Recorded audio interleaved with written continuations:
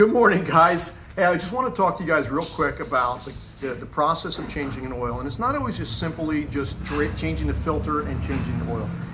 Before us right here, we have a vehicle that came in from another shop. And it was a local quick lube place. And their technician changed the oil, all right? After they changed the oil, the vehicle had no oil pressure. Right. Unfortunately, they let the vehicle go. I'm really concerned about serious engine damage with this vehicle, and we're going to find out soon whether or not this engine's damaged or if the turbochargers on it are damaged. But here's what's happened. So before us, we see what happened. The technician removed the cap that holds the oil filter in. Here's the oil filter, goes inside like this. This is the oil filter that came out. Now, they didn't realize this at first. What happened is this part right here is supposed to stay with the filter housing. This is a new one. Right? It stays with it, right? And that's how the oil filter goes in. When they removed the oil filter, it came out and the piece had broken off. See, the retainer's broken right here.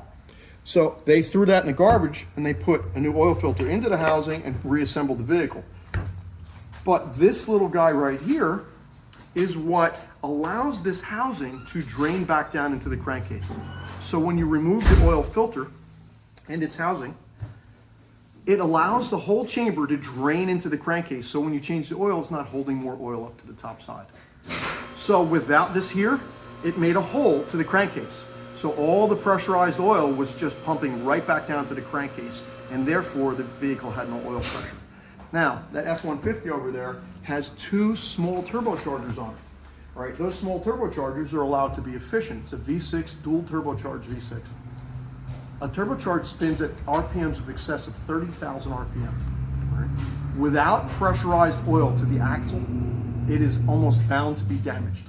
So what we're going to do is we're going to drain the oil out of this vehicle. We're going to catch it into a clear plastic container to see if there's metal contamination in the oil. If there is, the chances of this engine being damaged are probably in the 95 percentile. If there is no metal, we're going to reassemble it and see how the vehicle runs and see if the turbochargers aren't damaged.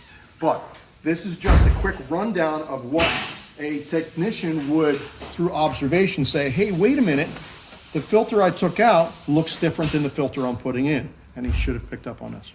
So when you go to get your car serviced, make sure it has a properly skilled technician working on it. Thanks. That's our automotive tip from Petty Motorworks. Have a good day.